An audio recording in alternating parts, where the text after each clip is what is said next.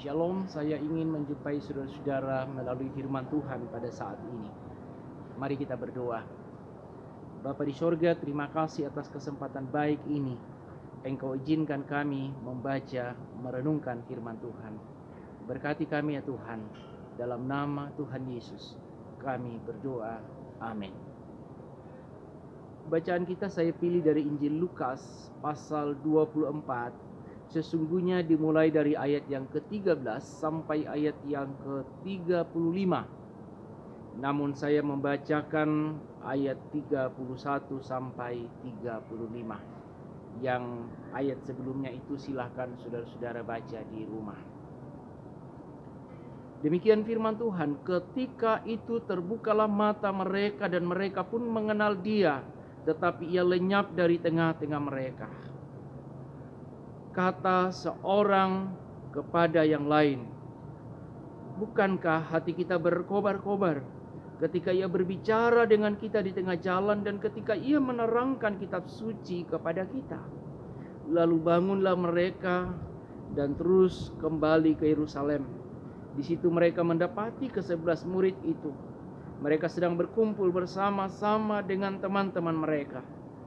Kata mereka itu, sesungguhnya Tuhan telah bangkit dan telah menampakkan diri kepada Simon.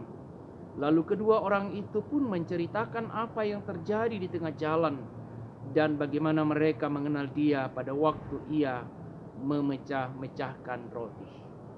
Demikian firman Tuhan, dan berbahagia setiap orang yang membaca dan merenungkan firman Tuhan. Tuhan memberkati kita semua. Amin.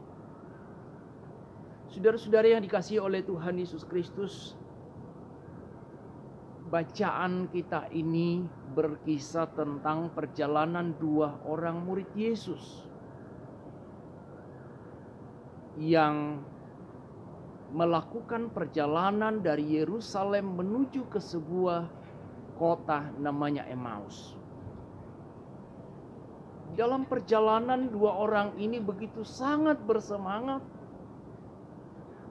menceritakan kisah tentang Yesus yang mati, yang disalibkan,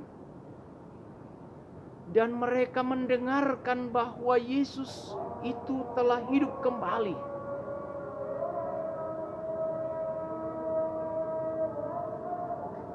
Namun di tengah-tengah mereka ada seorang yang mereka tidak kenal. Mereka bergabung dalam perjalanan itu dan tidak memperkenalkan dirinya siapa dia. Belakangan kemudian ketika ia memaksa untuk singgah bersama-sama dan makan roti bersama-sama, lalu hilanglah laki-laki itu. Mereka baru menyadari siapa yang bersama-sama dengan mereka dalam perjalanan, yaitu Yesus sendiri. Saudara-saudara yang dikasihi oleh Tuhan Yesus, seringkali dalam perjalanan kehidupan kita ini, kita tidak menyadari bahwa Tuhan sesungguhnya ada dan terlibat dalam kehidupan kita setiap hari. Bahkan kita menganggapnya hidup ini seperti air yang mengalir begitu saja, tanpa ada kuasa yang mengaturnya. Padahal saudara-saudara, Yesus hadir di mana-mana.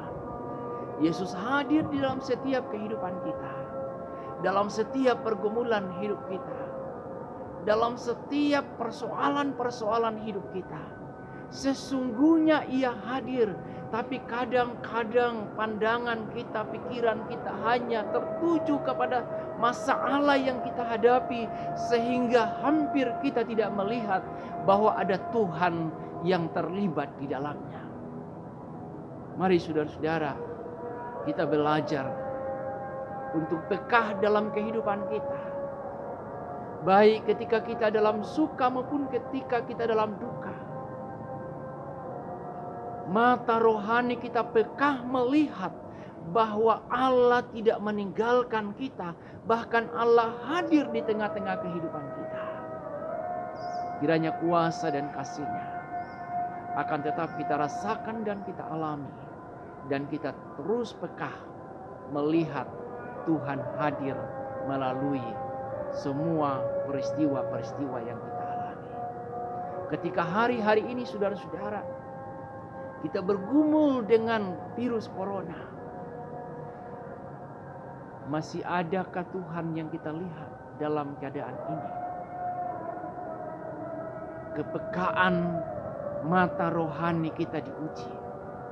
Adakah kita melihat bahwa kuasa Tuhan tetap hadir menuntun kita setiap hari, yang mencukupkan makanan dan minuman yang kita makan,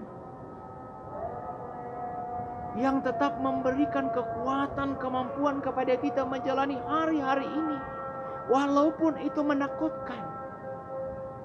Bahkan ketika ada saudara-saudara kita yang mengalami, yang merasakan secara langsung penyakit ini,